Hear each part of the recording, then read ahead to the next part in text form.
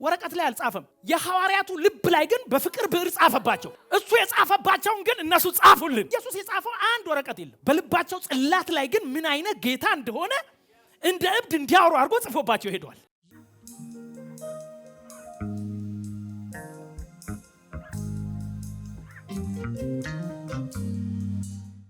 ማቴዎስ ስለራሱ አንድ መስመር ብቻ የጻፈ ሰው ነው። ስለራሱ አንድ መስመር ብቻ ነው የጻፈው። ማቴዎስ 9:9 ላይ ባለፈው ተናግሬ ያለው አንድ መስመር ብቻ ነው የጻፈው።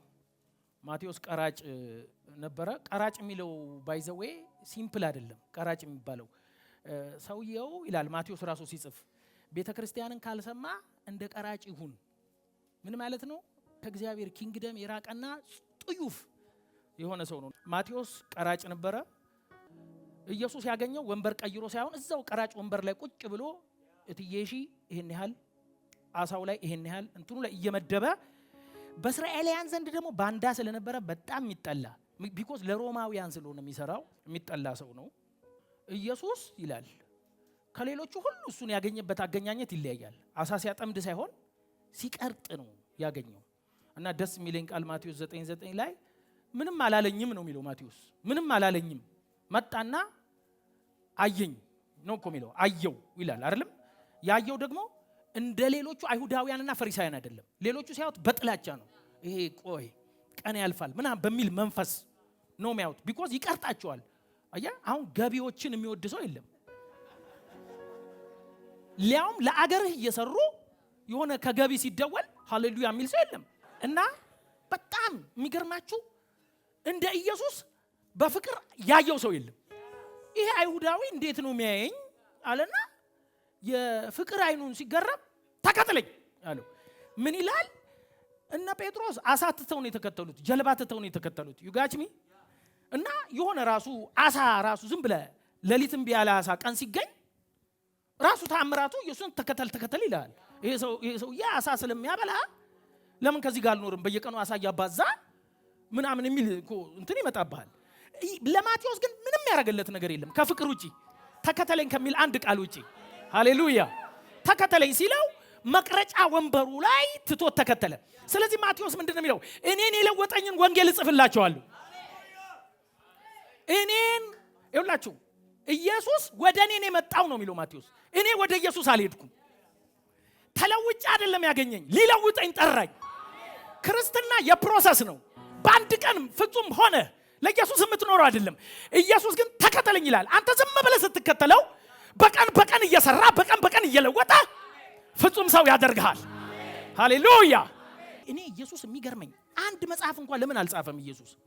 ኢየሱስ ወረቀት ላይ አልጻፈም። የሐዋርያቱ ልብ ላይ ግን በፍቅር ብዕር ጻፈባቸው። እሱ የጻፈባቸውን ግን እነሱ ጻፉልን። ይሄ ነው አሉ።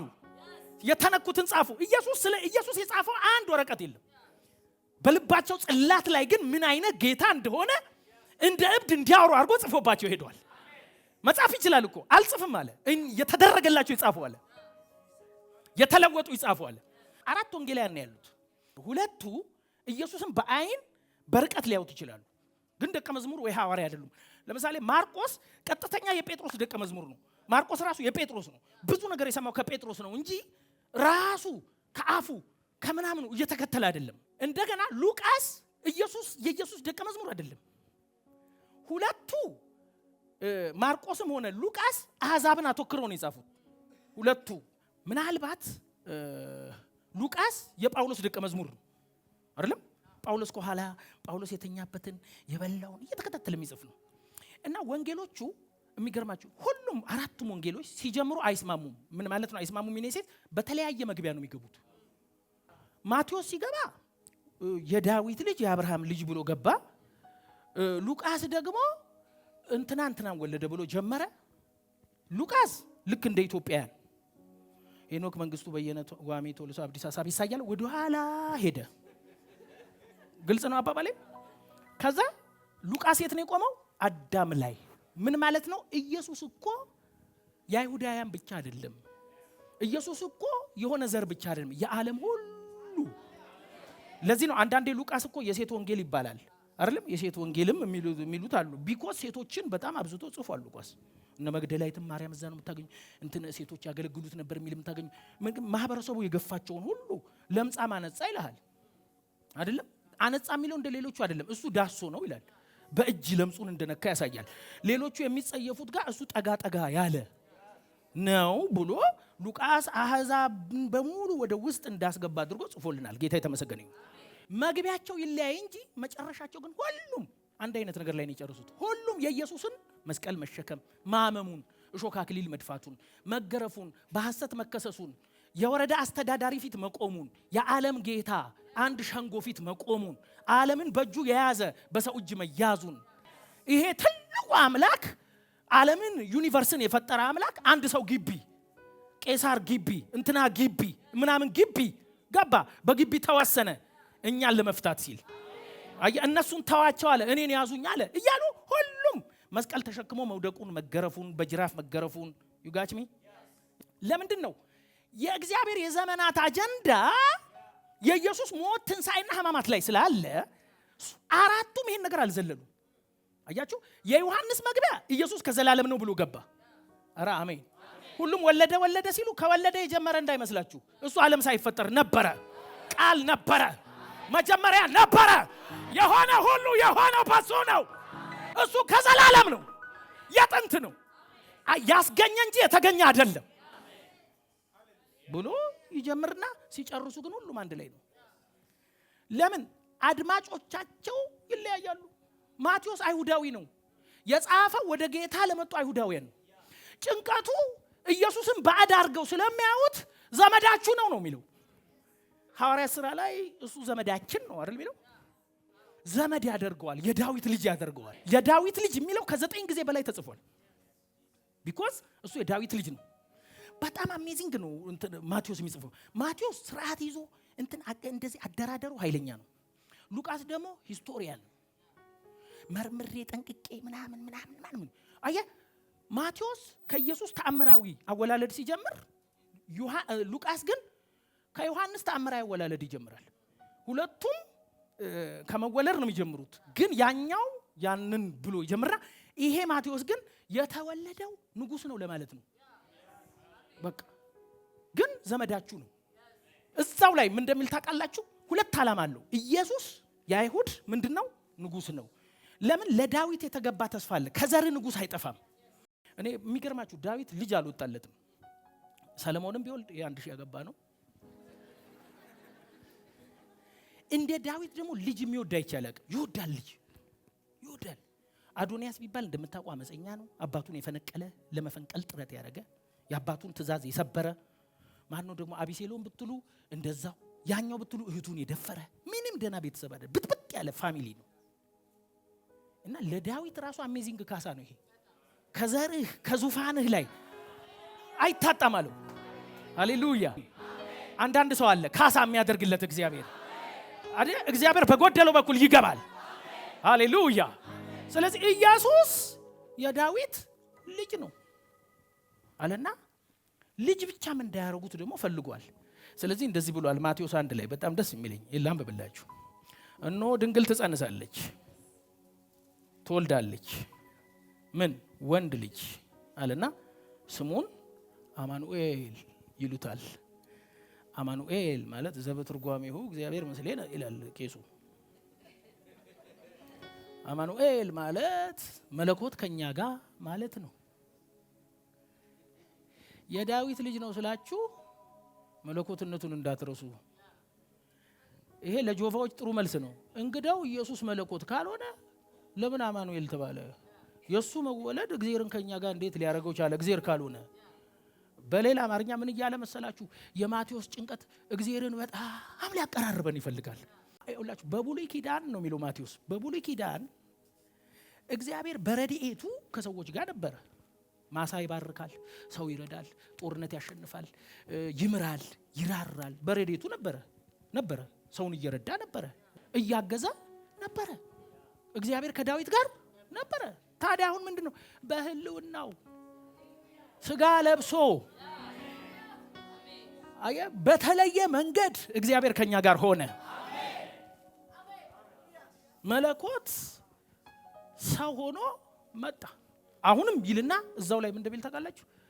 እሱ እኮ ዳዊት እንዲህ ብሎ ዘምሯል አለ። ጌታ ጌታዬን የእግር መረገጫ እስካደርግልህ ድረስ ተቀመጥ በቀኜ ብሎታል።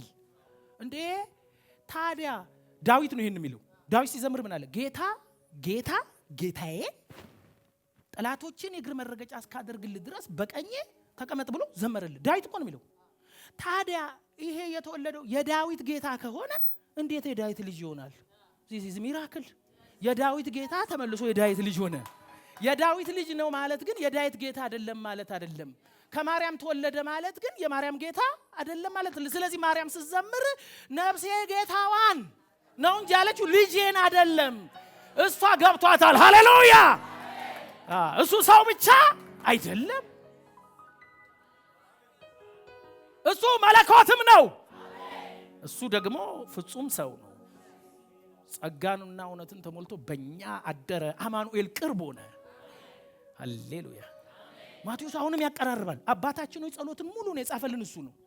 እንዴት እንጸልይ እንዴት ይቀርባል ብሎ ሲጨነቁ እነሱ የብሉይ ኪዳኑን አቀራረባዩ። ተራራ ጋር ራሱ እንዳትቀርቡ ቢኮዝ ተራራ ጋር ራሱ እግዚአብሔር ምናምን እንደፈለክ ላጥላጥ ብለህ ከገባ ይደፋሃል ያኔ። ስለዚህ ሙሴ ነው እንጂ የሚያናግርላቸው እነሱ መነጋገር አይችሉም። የአባትና የልጅ ግንኙነት አልነበረም። ስለዚህ ማቴዎስ ምን አለ? ቀርቧል አማኑኤል። እንዴት እንጸልይ ብለው ሲጠይቁት አባታችን ሆይ በሉ ከዋሉ። በስመ አብ ወወልድ ወመንፈስ ቅዱስ መለኮትን አባት አዎ በክርስቶስ አባት ሆናችሁ። ቴንክ ዩ። በደንብ አጨብጭባችሁ አሜን። እንግዲህ ማቴዎስ ወንጌል 28 ምዕራፍ ነው ያለው። ወንጌል ማለት የምስራች ሊያው ክው የሚያደርግ ምስራች። ይሄ ምስር ብላ የምታልፈው አይደለም፣ ፌንት አድርገህ የምትጨርሰው። ወንጌል ማለት አደገኛ ዜና ማለት ነው። አንድ ጊዜ አንድ የልብ ህመምተኛ ሰውዬ ቶምቦላ ወጥቶለት ነበረ እና ግን ሕክምና ላይ ነው ያለው። እንዴት ይነገረው? ተጨነቁ። ከዛ ለዶክተሩ እንንገረው አለው። ለዶክተሩ ተነገረው። ዶክተሩ ቀስ ብሎ እንዲነገረው ማለት ነው። ከዛ በኋላ ዶክተሩ ወንበሩን ጠጋ አረገና ራስጌው ጋር ግሉኮሱን እየነካካ ቶምቦላ ቆርጣል ወይ? አዎ። ስንት ነው? ይሄን ያህል ነው። ቢወጣል ምን ታርገ? እውነት ዶክተር አንተ ጥሩ ዶክተር ሲሉ ግማሹን ላንተ ሰጣለሁ ሲሉ ዶክተሩ ወደ ኋላ ፈንት ምስራች ማለት እንደዚህ ነው። ስለዚህ አይታችሁ ከሆነ ማቴዎስ ምን እንደሚል ታውቃላችሁ? አሁን ብዙ ጊዜ መንግስተ ሰማይ ቀርባለችና ንስሐ ግቡ የሚለው ማቴዎስ ነው። ሁሌ መንግስተ ሰማይ የሚልበት ሪዝን የእግዚአብሔር መንግስት የሚለውን ስለፈራ ነው። እግዚአብሔር የሚለውን ላለመጥራት ነው። የሰማይ መንግስት ማለቱ ነው። አሜን ነው። አይሁዳዊ ነው ይገባዋል። እሱ የእግዚአብሔር ስም ደጋግሞ መጥራት ልክ አይደለም ብሎ ስለሚያምን እሱ በሰማይ ይተካዋል። የእግዚአብሔር መንግስትን የሰማይ መንግስት፣ የኢህአዴግ መንግስት፣ የደርግ መንግስት እና የብልጥግና መንግስት እንደምንለው እየመጣ ነው። ንጉስ መንግስት እየመጣ ነው። በምን እናውቃለን? ዮሐንስን ያመጣውና መንገድ ጥረጉ እያለ ነው። ድሮ ለካ ነገስታት ሲመጡ መንገድ ይጠረጋል፣ ስርጓጉጥ ይስተካከላል። ከኋላ የዳዊት ዘር የዳዊት ስርና መሰረት ወደዚህ ምድር እየመጣ ነው። እሱ ጭንቀቱ ንጉስ ነው የሚለውን ነው ሰው ውስጥ ለመገብ። ከዛስ በረት ውስጥ ደግሞ ተወለደ አይደል ምንለው? እዛ አይሁዳውያኖቹ እያሉ ከሩቅ ምስራቅ ላሉት ሰባ ሰገል ለሚባሉ ተገለጠላቸው የሆነ ኮከብና እየመራቸው ምን ይላቸዋል? የአይሁድ ንጉስ ተወልዷል። ንጉስ ከሆነ ምንም ሕፃንም ቢሆን ወርቅ ይገባዋል፣ ከርቤ ይገባዋል አሉና የንጉስን ስጦታ ይዘው አምልኮ ይዘው ከሩቅ ምስራቅ የቅርቦቹ አልሰገዱም። ማቴዎስ ምንድነው የሚለው? የቅርቦቹ አልተቀበሉትም፣ የሩቆቹ ግን ተቀብለውታል። ስለዚህ ለአይሁዳንም ነው ልክ ናችሁ፣ የተቀበላችሁት የአይሁድ ንጉስ ነው። ጽኑ በዛው መንገድ አልተሳሳታችሁም። ይሄው ወርቅ እኮ እየመጣለት ነው፣ ከርቤ እየመጣለት ነው እንዴ ይልና ሰዎቹ ደግሞ ዝንፍ አሉና ቆይ ሄሮድስ ጋር አይገቡም? አንዳንድ ምሪት እኮ ተንቀሽቀሽ ከሄድክ ሰው ታስፈጃለህ። የዛ ቀን ባይነግሩት ለሄሮድስ አይሁዳውያኑ ልባቸው ደጭ አላለም። ምን ማለት መሰላችሁ? ይኸውላችሁ ከባቢሎን ምርኮ በኋላ ኢኮንያን ሰላቲያን ወለደ። ከዛ ዘሩባቤል ምናምን እያለ ይቀጥላል።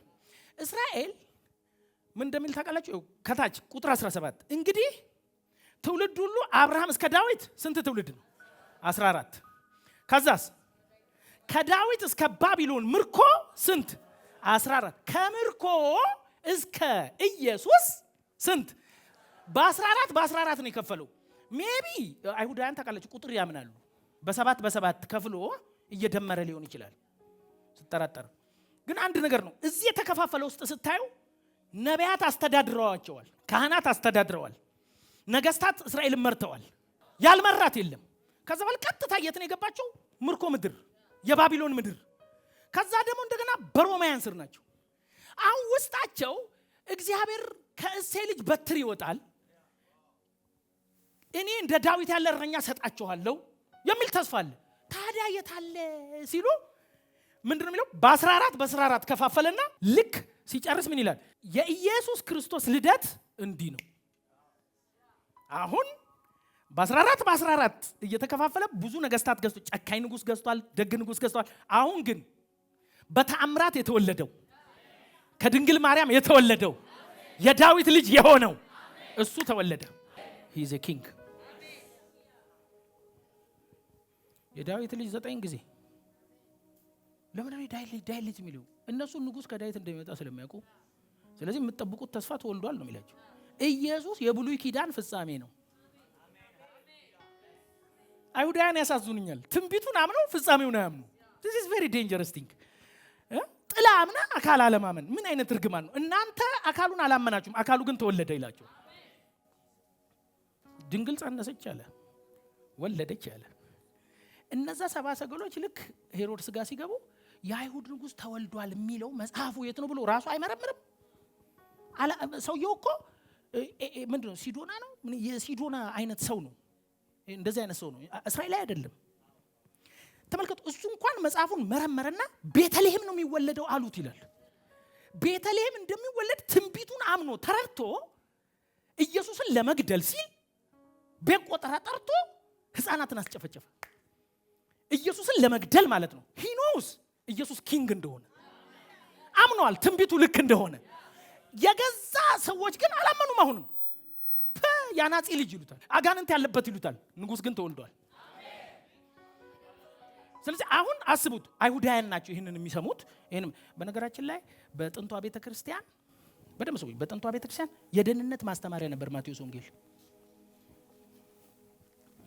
በጥንቷ ቤተክርስቲያን ለአይሁዳውያን ነው የደህንነት ማስተማሪያ ነበር። አይሁዳዊ እኛ እንደምናስበው አይደለም ይሄንን የሚያነበው። የዳዊት ልጅ ሲል ይነዝራቸዋል። ያለ ስላሴ ልጅ ብላውን እዚህ ቢመጣ የሆነ ስሜት አለ። ኃይለ ስላሴ ለምን ይመስላል እንደምንም ብለው ሰሎሞናዊ ዘር የሆኑት? በቃ ንጉስ እዛ ነው ምናምን የሚል እኮ እንትን ዘእምነገደ ይሁዳ ሞአንበሳ ዘእምነገደ ይሁዳ እኮ ነው።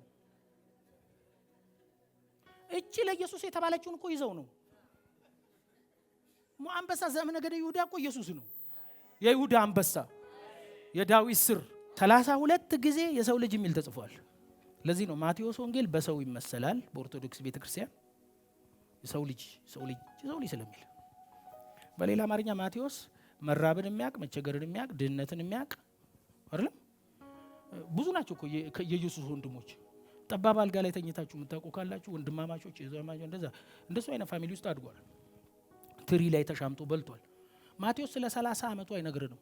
የሰው ልጅ ማለት ንስጥሮስ የሚባልና አውጣኪ የሚባል ክርክር ነበራቸው ታውቃላችሁ። በዚህ በቴዎሎጂያንስ እንትን በድሮዎቹ አባቶች ውስጥ ምን ይላል? ይሄ አውጣኪ ነው መሰለኝ። አውጣኪ ምን ይላል? ኢየሱስ ሰው ሲሆን መለኮት ሙሉ በሙሉ ሰውነቱን በልቶት አፍልሶ ነው የሚለው እሱ። መለኮት ሰውነቱን ሙሉ በሙሉ አፍልሶት ሰውነቱ ጠፍቶ በመለኮትነቱ ብቻ ኖሯል ይላል። ይሄ ቬሪ ዴንጀረስ ትምህርት ነው። ምክንያቱም ኢየሱስ ተሰቀለ፣ ኢየሱስ እንዲሆነ ምን ነው በሙሉ አስማት ይሆናል። እየሰማችሁ ነው። አንዱ አንዱን ሳያጠፋ ኢየሱስ ፍጹም ሰው ፍጹም አምላክ ሆኖ ይሄንን ማያምን በሙሉ ማለት ነው በሙሉ አጋንንታዊ ነው የሚለን ዮሐንስ። ኢየሱስ በስጋ መምጣቱን ማያምን ፍጹም ሰውነቱን ማያምን አይችሁ በእግዚአብሔርና በሰው መካከለኛ የሆነው ሰው የሆነው ነው የሚለው። አያችሁ ሰው በመሆን ነው ያስታረቀን። አረ በደንብ አሜን። ለምንድን ነው ሰው ሆኖ? አምላክ አይሞትማ፣ መለኮት አይሞትም። ስለዚህ ሰው ሆኖ ሞተ። ፕሬዝ ጋድ። እና የማቴዎስ ጭንቀት ይሄ ነው። የሰው ልጅ የሚለው 32 ጊዜ ለትንሹ እንዲሁ 18 ጊዜ ደግሞ ይፈጽም ዘንድ እንደዚህ የሚሉ ቃል እንደተናገረ የሚሉ ነገሮች አሉ። 13 ጊዜ እንደተናገረ ይላል። ይሄ ማለት ምን ማለት ነው? ብሉይ ኪዳን አሁን ለምሳሌ እዚሁ ምዕራፍ 1 ላይ አንዴ ላንብብላችሁ። ምዕራፍ 1 ላይ ብቻ አንድ ጊዜ እንያት። ለምሳሌ ቁጥር 22 ምዕራፍ 1 ቁጥር 22 እነሆ ድንግል ትጸንሳለች፣ ወንድ ልጅ ትወልዳለች፣ ስሙንም አማኑኤል ይሉታል የተባለው ይፈጸም ዘንድ። ይሄ ማርቆስ አይጠቀምም፣ ሉቃስ አይጠቀምም። ለምን? እነ ማርቆስ እነ ሉቃስ የሚያገለግሏቸው ሰዎች ምንም መጽሐፍ የሚያውቁልን ነገር የለም። በሰላማዊ ናቸው። ኢትዮጵያዊ በላቸው። ኢትዮጵያ እንደውም ያውቃል። አንዳንድ ሰው ሰላማዊ ምንም መጽሐፍ ቅዱስ የማያውቅ ሰው ቢመጣ ብለን ነው የምትጀምረው አይደለም። ስለዚህ እነ ሉቃስ አድሬስ የሚያደርጋቸው ሰዎች አሕዛብ ስለሆኑ ምንም ስለማያውቁ በብሉይ ኪዳን እንዲህ ተብሎ ተጽፎ እንትን ተጽፎ አይጨንቃቸውም። እነዚህ ግን ባይብል ያውቃሉ፣ የኦልድ ቴስታመንትን። ስለዚህ ይፈጸም ዘንድ ይላል። እታች ደግሞ ምዕራፍ 2 ቁጥር 5 ደግሞ ሂዱና እዩ።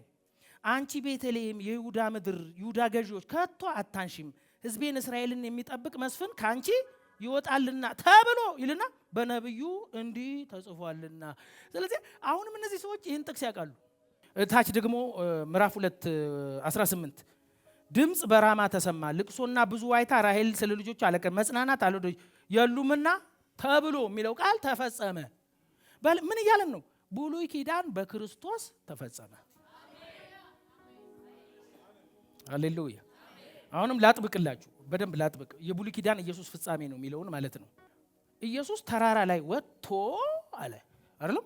ምዕራፍ 5 አስተማረ። በኋላ ስከፋፍል ነግራቸዋለሁ። ሲያስተምር ምንድን ነው ያለው? ሕግ ልሽር አልመጣሁም፣ ምን ልላለ ላጸና ብላችሁ። ከሙሴ ጋር ራሱን እያስተያየ ነው። ሙሴ ከተራራ ነው ሕጉን ይዞ የመጣው። አሜን ነው አይደለም? ከተራራ እኮ ነው ይዞ የመጣው። ከተራራ ይዞ መጣ። ኢየሱስም ተራራ ላይ ሆኖ ሕጉን ማጽናት ነው ያዘው። እንዲህ ተብሎ እንደተጻፈ ሰምታችኋል ይልና እኔ ግን እላለሁ ይልና በሙሴ የመጣውን ሕግ እሱ ደግሞ እያጠበቀ እያጸና እያጸዳ ለሕዝቡ ሰጠ። ስለዚህ ከሙሴ የሚበልጠው ሕግ ሰጪ ነው አሁን የመጣው ነው የሚለው ማቴዎስ። ኢየሱስ ከሙሴ ይበልጣል። ኢየሱስን ያልተቀበሉበትን ምክንያት ከመናገር በፊት በጥንቷ ቤተክርስቲያን ያለው ቆንጆ ባህል ልንገራችሁ። መጽሐፍ ቅዱስ ዝም ብሎ እንደዚህ ከመጠረዙ በፊት ዝም ብሎ ይነበባል። ታውቃላችሁ፣ የአሁኑ ትውልድ ስልቹ ነው። ያው የቲክቶክም ጄኔሬሽን ነው እና እንዲህ ቶሎ ላፍ የሚል ነገር እንጂ እንዲህ ረጅም ነገር አይችልም አይደለም። ታግሶ እንደዚህ ምን ያዛጓል። በ5 ደቂቃ ውስጥ ይለመ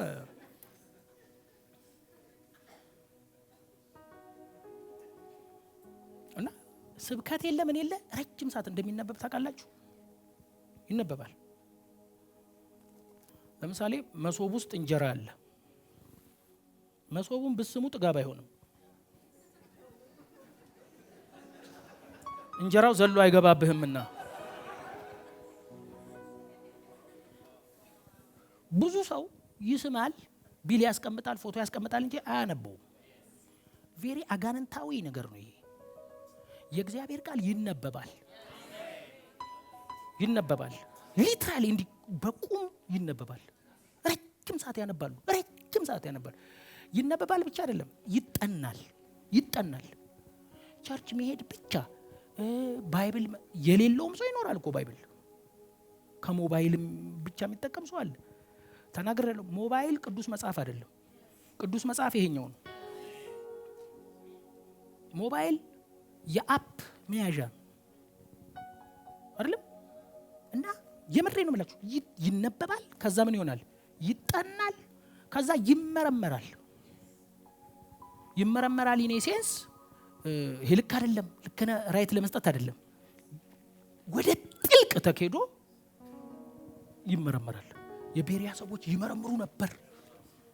እንዲሆን ይላል። መመርመር መቻል አለበት። ከዛ መጨረሻው ይኖራል። ያጠናኸውን፣ የሰማኸውን፣ ያነበብከውን ከዛ ደግሞ ለመኖር ትታገላለህ፣ ትወድቃለህ፣ ትነሳለህ። ቀራጩን ና ሲለው ቆይ ተለውጠህ ትከተለኛለህ አላለው። ከነኮተትና ከነጫትና ከነሲጋራህና ከነ ምናምንና ግን ስትከተለው በየቀኑ የሱን ቃል ስታነብና ስትሰማ ደግሞ ጣ ያረገ ደግሞ ይረዳናል፣ የሆነ ደረጃ ያደርሰናል። ቸርች የፍጹማን መሰባሰቢያ አይደለችም። በመስማት በኩል ግን ትለወጣለህ። ለዚህ ነው ማቴዎስ ይህን ስለሚያውቅ ነው የጻፈው ይነበብ ዘንድ። አሜን። 28 ምዕራፍ ነው የጻፈልን። 28 ምዕራፍ የጻፈው 3 ዓመት ብቻ ነው ከሱ ጋር የኖረው ማቴዎስ። ቀጥተኛ ደቀ መዝሙር ነው። ቀጥተኛ ካፉ ሰምቷል፣ የእጁን ታምራት አይቷል። ሁለቱን አቀናይቶ ጻፈ። ስለዚህ የእግዚአብሔር ቃል ይነበባል፣ ይጠናል፣ ይመረመራል። ፕሬዝ ጋድ። ግን እንዲህ ብዬ አሰብኩ፣ ለምንድን ነው ግን አይሁዳውያን ኢየሱስን ለመቀበል የቸገራቸው? ለምንድን ነው? ምንድነው ትግሉ ብዬ ሳስብ የመጀመሪያው እንደ ባዕድ ወይም ዳዊት ዘር እንዳልሆነ ስላሰቡት ነው። ይሄ በዘራችን የለም አይነት ግምት ስላለ ነው። ሁለተኛው እንደጠበቁት አልመጣም። አንተ አሁን ንጉስ ይመጣል ሲባል የሆነ ታንክ ምናምን ተጠበቃለ፣ የሆነ ጋርድ ፌደራል። ኢየሱስ ደግሞ ትንሽ እነሱ በምናምን ሲጠብቁት ባህያው ርንጫ ኩሽ እያለ ዘንባባ ነጠፉለት። ስለዚህ ይሄኛውን ንጉስ ለመረዳት ሪቨሌሽን ነው። በጦር ሰው ይገላል ስትል ራሱ ይሞታል። ለዚህ ነው እኮ ጴጥሮስ እንደ ግራ ገባውና ምን ማለት ነው አለው። የሆነ ቀን እኮ እንደዚህ ሰብስቦ 5000 ሰው አበልቷል። 5000 ሰው አበላ። ያበላ ቀን ጴጥሮስ በመጨረሻ ነው የተደሰተው። ገባ? የተከተልነው ጌታ እንደዚህ የሚያበላ ነው ምናምን ለጉራ የሚሆን አይነት ነገር ነው። እውነቴን ነው፣ የሚያኩራራ ነገር ነው ኢየሱስ ያደረገው። 2 ዓሣ አንድ ጊዜ ፒፕል ኮተሌት ማብላት ቬሪ እንትን ነው። እውነቴን ነው። ለዚህ እኮ ነው አንዳንድ ሰዎች ሞቼ ሄጄ በሰማይ አሳየው ምናምን የሚሉት፣ አሳ በላው ምናምን የሚሉት። ለምን እንደሆነ ታውቃለህ? በሰማይ አሳ ያለ መስሏቸው ነው። የለም በሰማይ አሳ የሚባል ለዚሁ በልተሽ እንጂ። እውነቴን ነው እኮ በሰማይ ሞተን ኮተሌት ለመብላት አንሄድም። እዚህ ምድር ነው። ዩጋችሚ በጀልባም አትሄድም። እዚሁ ምድር ነው። ጀልባም ከፈለክ አትክልት ከፈለክ ኤቭሪ ነገር እንጂ በሰማይ እጅ ገና ኮተሌት ልበላ ምናምን ዙ አይደ ብላ እና 5000 ሰው ነው ያበላው። 5000 ሰው ነው ያበላው። ከዛ በኋላ አሸር ብትሆን እዛ ቸርች አሸር ብትሆን በጣም ነው የሚያስደስት። ይሄ እኮ ነው እኔ ትንሽ ፉድ ይዘት መጣለ ያባዛል ምናምን ሲል ፒፕል ጠቅላላ እኮ ኩሽና ዘግቷል። ማን በጭስ ይታፈናል? ማን ኤሌክትሪክ ውድነት እንትን ትላለ ትሰቃያለ። መጣ አልመጣ ዝም ብለህ ይሄን ተከትለ ቃል እየሰማ መኖር ነው። ማቴዎስ ይሄን ነው የሚሉን እኮ አባዛላቸው እኮ ነው። ከዛ ጴጥሮስ በደስታ ውስጥ እያለ ደስታውን እንኳን አላጣጣመም እኮ። ኢሚዲየትሊ ሌላ ትምህርት አመጣ። ምን የሚል? ሰሞኑን እሰቀላለሁ አለ። እንግዲህ ይሄ ትምህርት ንጉስ ነው ብለህ እያመንክ ጴጥሮስ ነው ከመሃላቸው ደፋር ሰው ከኋላ ሄደ አለ። ከት እየሳተ ነው አለ። ከት አለ። እንደውም በእውነት ነው የምላችሁ ስብከቱን አቁም ላይ ቢያቆም ደስ ይለኛል። ጠርቶ ነው የሚለው እኮ ወደ ኋላ ወስዶ ገሰጸው። ኢየሱስን ገሰጸው። እኛ እኮ ህዝቡን የሰበሰብነው ትሰቀላለህ ብለን አይደለም ታበላለህ ብለን ነው። ይህ ህዝብ እኮ ይሰቀላል ሰው ይደነግጣል። ሰው ሳይኮሎጂካሊ ተጠንቀቃለሁ። በራሱ በሆሚሌቲክስ ዝም ብለህ እሰቀላለሁ ስትል ከወረ እኮ የምታደርገው ሲለው ሰይጣን የሰውን እንጂ የእግዚአብሔር መሰቀል ነው። ካልተሰቀለ አንድንም። ይሄኛው ንጉስ ተሸንፎ የሚያሸንፍ ነው። ስለዚህ የገመቱት አቅጣጫ አይደለም እሱ አመጣጡ። የተሸነፈ ይመስላል ያሸንፋል። በግ ይመስላል ኋላ አንበሳ ይሆናል። እሾህ አክሊል ያደረገ ይመስላል የብርሃን አክሊል ያደርጋል። ሃሌሉያ! ዩኒክ ነው። ስለዚህ እንዴት ይቀበሉት? እየተሸነፈ እያዩ እየተሰደበ እያዩ መቀበል ከበዳቸው። ግን ማቴዎስ ምንድነው የሚለው? እየተሸነፈ ያለው የኔ ንጉስ ነው። ለዚህ እኮ ነው ጲላጦስም መጥቶ የመስቀሉ አናት ላይ በ3 ቋንቋ ኢየሱስ የአይሁድ ንጉስ። የመጀመሪያ ወንጌላዊ ጲላጦስ ነው። የሰቀሉት ተራ ሰው አይደለም ነው እኮ የሚለው። የሰቀሉት መናኛ ሰው አይደለም፣ ንጉሳቸውን ነው የሰቀሉት። ይሄ ንጉስ በመገለጥ ነው የሚገባው። ብዙ ሰዎች እንደ ተራ ነገር ሊያዩት ይችላሉ። ሲሰቀል ያበቃ ይመስላል። ግን አለ ማቴዎስ ሞትን አሸንፎ ደግሞ በ3 ቀን ተነስተዋል። ኢየሱስ ተነስቷል። ማቴዎስ ነው የሚነግረን እኮ ኢየሱስ ልክ ሲነሳ አለ ከተማ ውስጥም መቃብሮች ተከፈቱ፣ የሞቱ ሰዎች ተነሱ። ንግስናው ተፈጥሮ ላይ ብቻ ሳይሆን ሞትም ላይ ነው። የሞተ መቃብር ከፍቶ ያስነሳል። ሃሌሉያ! ገብቶኛል። ንጉስ ነው ኢየሱስ። የተወለደው ንጉስ ነው። ልትከተሉት የወሰናችሁት ንጉስ ነው። ንጉስ ነው ኢየሱስ። ከዳዊት ስርና መሰረት የሆነ ዛሬ የሾህ አክሊል ቢያረግም ንጉስ ነው። እሱ ብቻ አይደለም። እንደዚህ ሲል ሰምቻለሁ አለ ማቴዎስ፣ ተመልሼ እመጣለሁ። ኢየሱስ ንጉስ ነው። ሃሌሉያ! ተራ የሆነው ላንተና ለኔ ነው እንጂ እሱ ሰማይ ምድር ይሸከሙ ዘንድ አይችሉም። ኢየሱስ ንጉስ ነው። ስለዚህ ማቴዎስ ልቡ ድው ድው የሚለው ንጉስ ነው የሚለውን ለማስገ ግን እነሱ ያልተቀበሉት ንጉስ እንዴት በዚህ መንገድ ይመጣል ነው እንደመሰላቸው። የዮሴፍ ልጅ ነው የሚለው እሱ ግን የዮሴፍ ልጅ አይደለም። እሺ አማኑኤል ነው። ይሄንን መጽሐፍ ለማጥናት የሚጠቅማችሁን አንድ ነገር ልንገራችሁ። 28 ምዕራፍና 1071 ቁጥሮች አሉት። ይሄ ማቴዎስ ሲባል ገና ጭንቅላታችሁ ላይ 28 ምዕራፍ 1071 ቁጥር ከች ማለት አለበት። አንድ ዶፎ ዳቦ ፊት ለፊታችሁ ባቀርብ እና ብሉ ብል እንዴ አንስተ ከበላ አትችልም። ወይ አንተ ድፎ ላይ ወይ ድፎ አንተ ላይ ትወድቃላችሁ። በነገራችን ላይ ይሄ በምዕራፍና በቁጥር አልተከፋፈለም። ዝም ብሎ ማቴዎስ በቃ እንዲህ ነበር። ማቴዎስ በነገራችን ላይ አልተጨነቀም። እኔ ነኝ የጻፍኩት ብሎ ለማስረዳት አልተጨነቀም። እኔ እኮ ትንሽ መጽሐፍ ብጽፍ ፎቶ የሚስቴ የልጅ ልጄን ሁላ አርጌ ነው እንደዚህ የምለው። ምን እንደሆነች ራሷ አትታወቅም መጽሐፏ። እነዚህ ግን ኦሬዲ በክርስቶስ ስለሞቱ ተመራማሪዎች ናቸው የሚጨነቁት። ማን የጻፈው ይሄን? ማቴዎስ ይመስላል እንትን እነሱ ምንም አልመሰላቸው። ተመርምሮ ነው የተገኙት። ማቴዎስ መሆኑ የታወቀው በምርምር ነው። ኮስ እነሱ ለሂስቶሪያን አይደለም የጻፉት፣ ለአማኞች ነው። ይሄ ታሪክ እንዲገባ ምናምን ተጨንቆ አይደለም። አማኝ ካለ ይግባው ብሎ ነው የጻፉት። ስለዚህ ባይብሉን በእምነት ነው እንጂ የምትጠቀው በኦቾሌን ጭንቅላት what is this with ካልክ ምንም ምን ኦቾሌን ጭንቅላት ምንም አይገባው። እንደዚህ ጎበዝ ቢሆን ኖሮ ማትስ ይገባው ነበር። አንዳንድ ሰው የእግዚአብሔር ቃል ላይ መጣና ይፈላሰፋል። ገብቷል?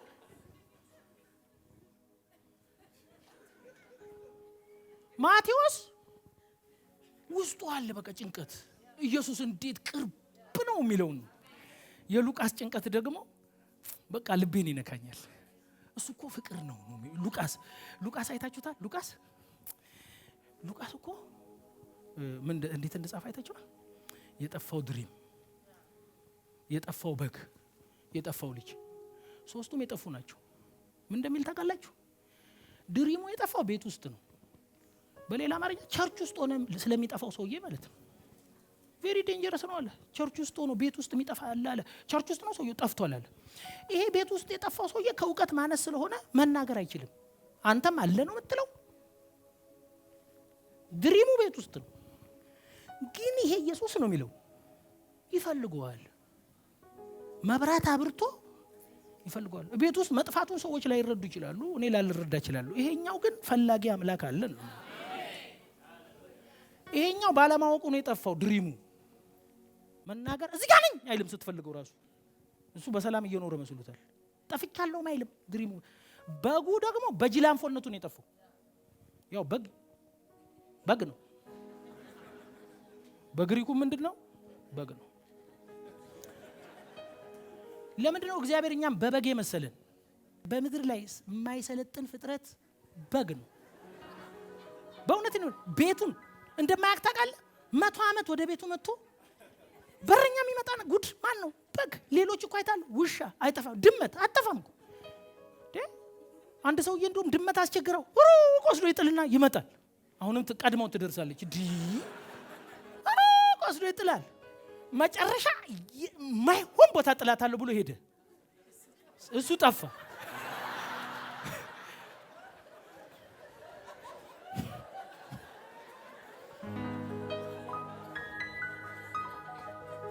ድመት ስለዚህ ምን ማለት ነው? በግ እስቲ ራሱን መከላከል አይችል በጣም ምስኪን እኮ ፍጥረት ነው።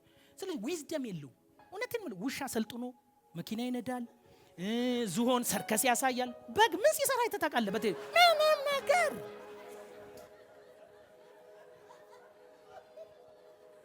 ስለዚህ እግዚአብሔር ምን እያለ ነው? በጅላንፎነት የጠፉትንም ደስ የሚለን ቃል ይፈልገዋል ብቻ አይደለም የሚለው።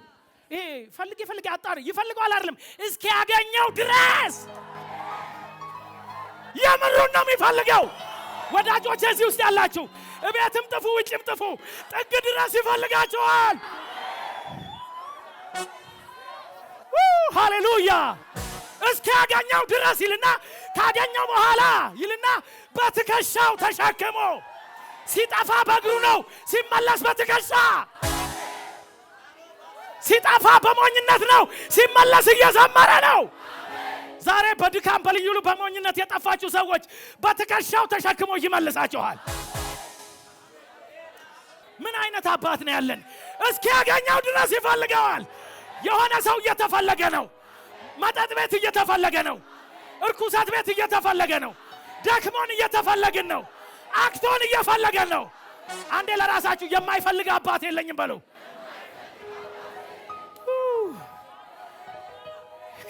የልጁ አጠፋፍ ግን ከሁለቱ ይለያል። በውሳኔ ነው የጠፋው። ፐርፐዝሊ ከአባቴ ጋር እስከመቼ እኖራለሁ፣ ካንተ የተሻለ ላይፍ አለ ብሎ ሴሌብሬት አደርጋለሁ ብሎ ብር ወስዶ ድርሻ ወስዶ በደንብ ለመዝናናት ነው ሄዶ። እሱ በውሳኔ ስለጠፋ ውሳኔውን መቀየር አለበት። ልክ የአሳማ አሳር ሲበላ የአሳማ አተላ ሲበላ እንዲህ አለ፣ እንዴ አለ አባቴ ቤት አይደለም ልጅ ባሪያ ይበላል። አይደለም ልጅ ግድግዳውን የተጠጋ ይጠግባል። ሃሌሉያ። እመለሳለሁ ሲል እሱ ልክ ግማሽ ሲወስን አባቱ ደግሞ ግማሽ መንገድ መጣ። አንተ ተመለስ እንጂ መጥቶ ይቀበልሃል። ምን አይነት አባት ነው ያለን? እሚራራ ማይጥላችሁ አለ። ደክመሃል፣ ይፈልግሃል፣ ይጠብቅሃል፣ በር ላይ ሆኖ ያያል። ልክ ውሳኔ ስትወስን እንደ ባሪያው እኖራለሁ ብሎ ሲመጣ እንደ ባሪያ አይደለም፣ እንደውም ከበፊቱ የበለጠ ሆነ ትኖራታለህ። ልብሱን አውልቁለታለህ፣ እድፋሙን ልብስ አስወግደዋለህ፣ እንደገና ቀለበት አደረገ፣ አዲስ ልብስ አለበሰ። ሃሌሉያ። የሆነ ሰው ዛሬ ታሪኩ ተቀየረ። ማን ያለው? አይፈልግህም ያለው ሉቃስ እንደዚህ ነው የሚለው። ቢጠፉም ይፈልጋል፣ በእውቀት ቢጠፉ ይፈልጋል፣ ወስነው ቢጠፉ ይፈልጋል። ደግሞ እኔ ብሆን ሲመለስ ብሬን የበላ ሰው እቀበለዋለሁ። ግን እንዴት ብዬ ነው የምቀበለው? አይንም በጨው ታጥበ ያለ ሼምለስ እያልኩት ነው የምቀበለው። እሱ ግን አቀፈው፣ ምንም እንዳልሰራ ምንም እንዳላጠፋ። This is amazing።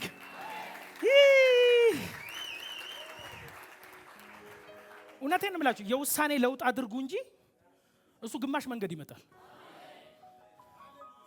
እንዴ አንተ የጠፋ እንደዛ ያማረረበክ እሱ እኮ እንደዛ ነው የሚለው 99ን ትቶ። በሌላ አማርኛ ምን ማለት መሰላችሁ? ካለው ሀብት እግዚአብሔር ያለው ሀብት መላእክት አሉት፣ ጨረቃ ከዋክብት አሉት፣ ያልበደሉ አሉ፣ ያልጠፉ አሉ፣ አርፎ የተቀመጡ ፍጥረታት ሁሉ የሱ ናቸው።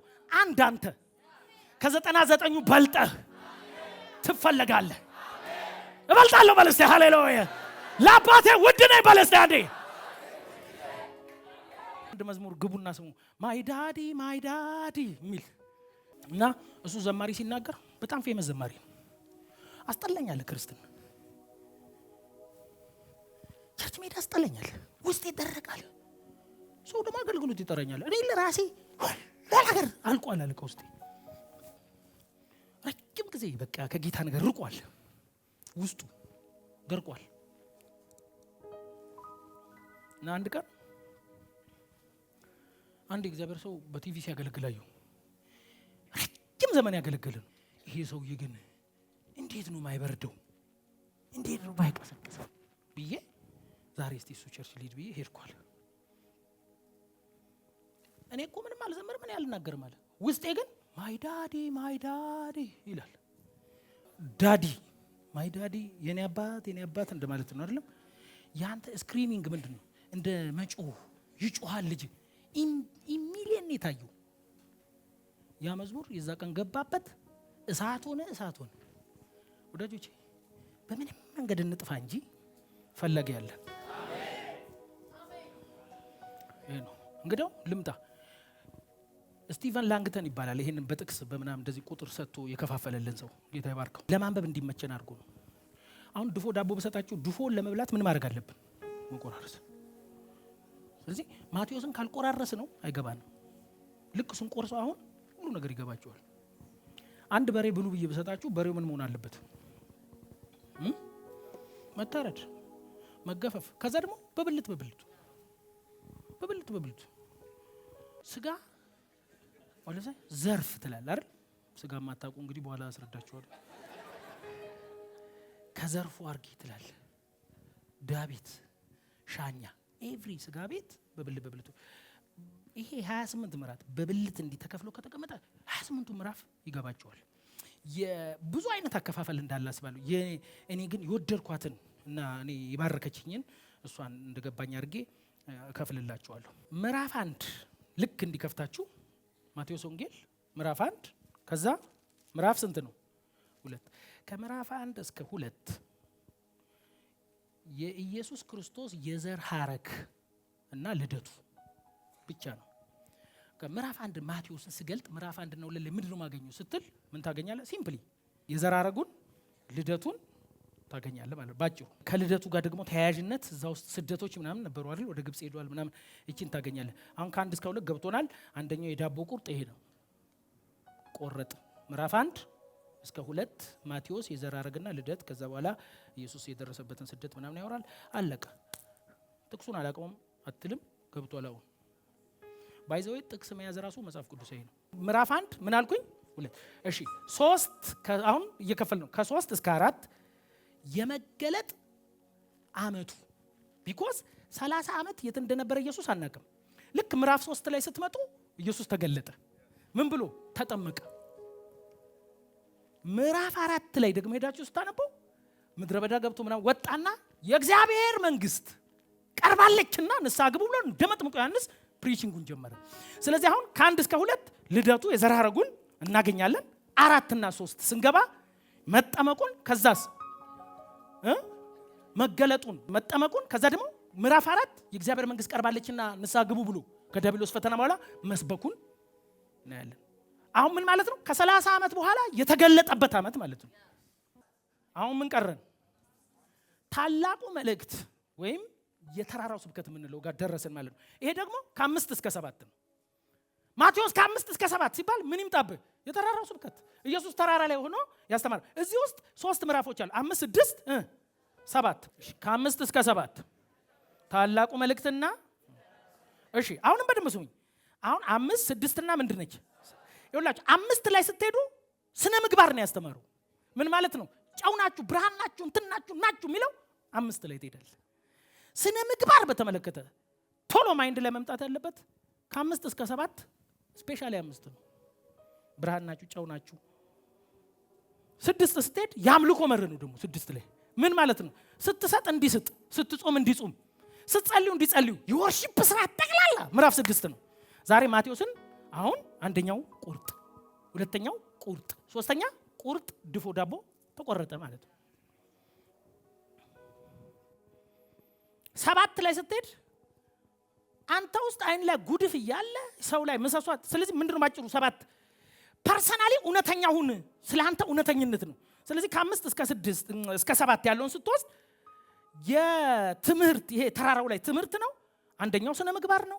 ሌላኛው የወርሺፕ ስርዓት ነው። መጨረሻ ፐርሰናል በሆነ ባንተ ጉዳይ እውነተኛ ሁን፣ ሌላው ላይ ከመፍረድ በፊት የሚለውን እናገኛለን።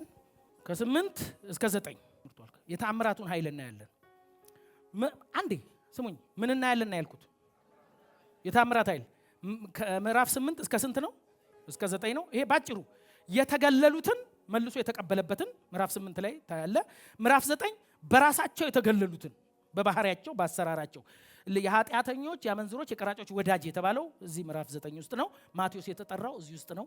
8 ላይ ሁለቱ ለምጻሞችን አላያችሁ? የተገለሉ ናቸው። መለሳቸው። ስለዚህ ምዕራፍ 8 እና 9ን ስታስብ የተአምራቱን አይልታያለ። ምን ያደረገበት? በባህሪያቸው የተገለሉ ኃጢአት ሰርተው የተገለሉ እነሱን ሲያመጣቸው፣ በባህሪያቸው የተገለሉትን ሲያመጣቸው፣ ሲቀላቅላቸው፣ ሲደባልቃቸው ታያለ ማለት ነው።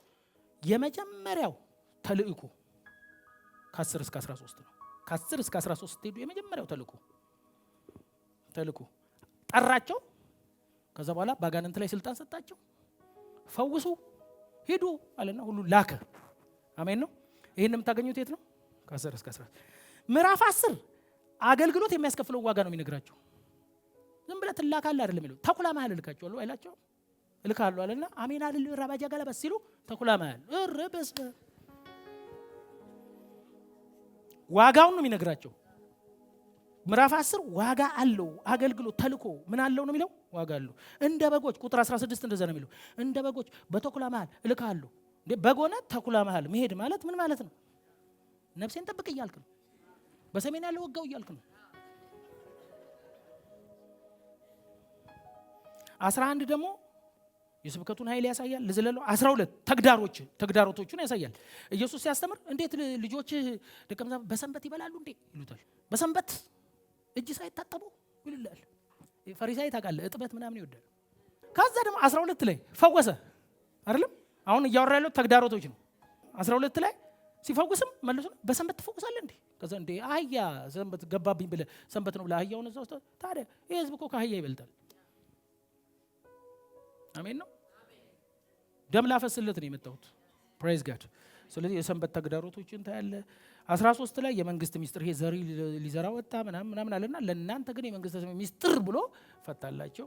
ከ14 እስከ 15 ለህዝቡ ያዘነበት ሁኔታ ከዛ በኋላ 14 15 ስታስቡ ምን ይመጣላቸዋል? 14 ላይ መጥምቁ ዮሐንስ አንገቱ ተቆርጦ ሞተ ሲሉት ኢየሱስ አዘነ ይላል። የኢየሱስ አዘነ ነው። 14 እና 15 አዘነ። ታውቃላችሁ ልጅቷ አሁን ዘፈን እንዴት አደገኛ እንደሆነ ዜማ። ለዚህ ነው ቸርቹ ዜማ በጣም አሜዚንግ ቲንግ ነው። የማልዘፍንበት ምክንያት የሚል የሆነ ትምህርት አስተምሬ ነበር። የማንዘፍንበት ምክንያት ዘፈን ስለማንችል አይደለም። እውነቴን ነው። ዘፈን ስለማንችል አይደለም። ግን የሆነ የበለጠ ካየ መዝፈን አይችልም። አሁን ለምሳሌ አባይን ካየ ምንጭ አታመሰግኑ። አሁን እኔ ሁሌ ምን እላለሁ፣ ድሮ ኩራዝ ተጠቅሜ ያውቃለሁ። ፋሚሊ እኛ የፊቼ መብራት 4 ሰዓት ላይ ነበር የሚጠፋው።